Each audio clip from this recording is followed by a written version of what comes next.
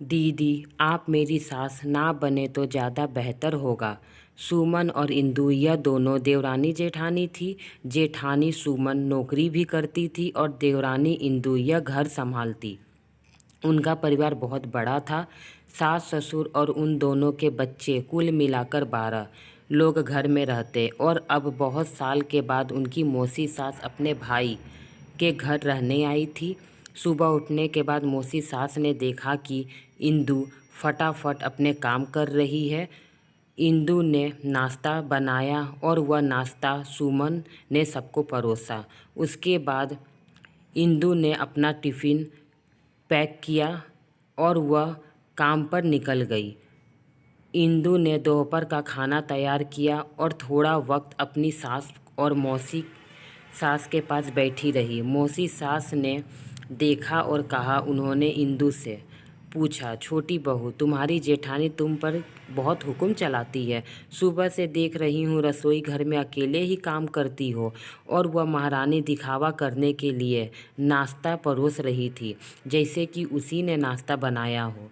यह सुनने के बाद इंदु ने मौसी सास के तरफ देखा और बोली, मौसी सास जी, ऐसा कुछ नहीं है।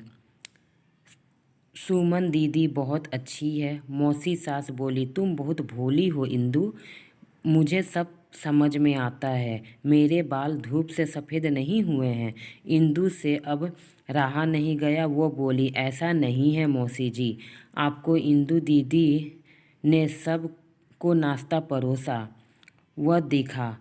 पर आपको यह नहीं दिखा कि दीदी ने मुझे ज़बरदस्ती सबसे पहले नाश्ता करने के लिए दिया, चाय भी दिया। वह रोज़ मुझे ऐसे सबसे पहले नाश्ता देती है। नहीं तो सबके लिए नाश्ता करते करते मैं खुद के लिए नाश्ता बनाना भूल जाऊंगी। दीदी मेरी कितनी चिंता करती है। दीदी सुबह जल्दी उठकर मंदिर साफ़ करती है, पूजा सजाकर रखती है और मुझे उनके 1 घंटे बाद उठने के लिए कहती है। शाम को आते समय बाज़ार से सब्जी भी लेकर आती है, क्योंकि हमारे मिस्टर रात को लेट से आते हैं। और मम्मी जी को इंदु दीदी ने बाज़ार में जाने को मना किया है, क्योंकि अब उनकी उम्र 60 से ज़्यादा हो गई है। बाज़ार में जाते समय उनको तकलीफ होगी और उनके पैर बहुत दुखेंगे। कभी उनको बाहर घूमने का मन हुआ तो सुमन दीदी छुट्टी लेकर उनको घुमाने के लिए जाती है। और हाँ मौसी जी, दीदी रोज़ शाम को आने के बाद वह कितनी भी थकी क्यों ना हो, खाना बनाने में मेरी मदद करती है। वह मेरी बड़ी जेठानी ज़रूर है, पर मुझे अपनी बहन ही समझती है और मैं उनको अपनी छोटी बहन समझती हूँ और वह मुझे बड़ी बहन। यह सब सुनकर मौसी सास एकदम चुप हो गई। उनकी चुगली इंदु के आगे टिक नहीं पाई। शाम को सुमन सब्जी की थैली इंदु के पास देते हुए बोली, सब्जी के साथ तुम्हारी मनपसंद लेखक किताब भी इसी में है। यह सुनकर इंदु खुश हो गई। सुमन को इंदु ने थैंक यू बोल दिया। सब्जी की थैली किचन में रखकर वह अपने रूम में चली गई। उतने में मौसी सास ने सुमन को आवाज़ दी, बड़ी बहू जरा यहाँ आना। तो सुमन, तू इतनी मेहनत करके पैसा कमाती है, ऐसे फालतू किताबों क्यों खरीदती हो? मुफ्त में खर्चा करती हो अपनी मेहनत की कमाई, वो भी अपनी छोटी देवरानी के लिए। वह ऐसे भी घर में दिन भर बैठकर करती ही क्या है? तुम दिन भर मेहनत करती हो और वह घर में आराम करती है। इस पर सुमन हंसकर बोली, क्या मौसी जी आराम? और इंदु, उसे तो कहने पर भी वह आराम नहीं करती। सुबह उठकर बेचारी काम करती रहती है, सबका मनपसंद खाना, मेरे लिए, मेरे 4 बच्चों को टिफ़िन, सब वही तो करती है। और तब भी उसके चेहरे में हमेशा आनंद दिखता है। सुबह की चाय पीने के लिए उसके पास वक्त नहीं रहता। दोपहर को जब बच्चे घर आते हैं तो उनका खाना, होमवर्क सब वही देखती है। इसलिए मुझे बच्चों का टेंशन नहीं है और इसलिए ही मैं ऑफिस में मन लगाकर काम भी करती हूँ। कुछ दिन पहले ही मुझे प्रमोशन मिला था।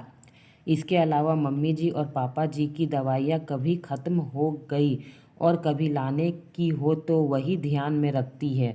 घर में कोई मेहमान आए तो उसकी मेहमान नवाजी भी वही करती है। मौसी जी, घर और बच्चे संभालनी छोटी बात नहीं है।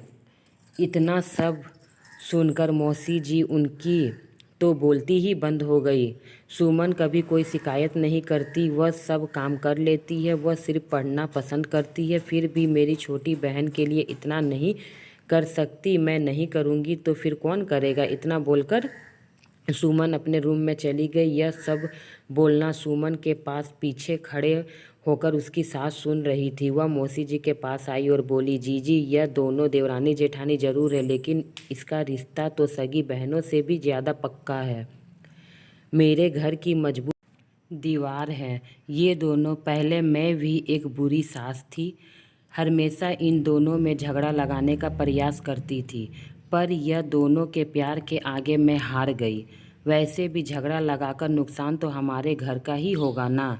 पर यह बात मौसी को समझ में नहीं आई। गुस्सा करते कमरे से बाहर चली गई, क्योंकि उन दोनों में झगड़ा लगाने के लिए ही आई थी। पर इंदु और सुमन, इनके जैसे दो समझदार देवरानी और जेठानी के बीच झगड़ा करवाना बहुत मुश्किल काम है।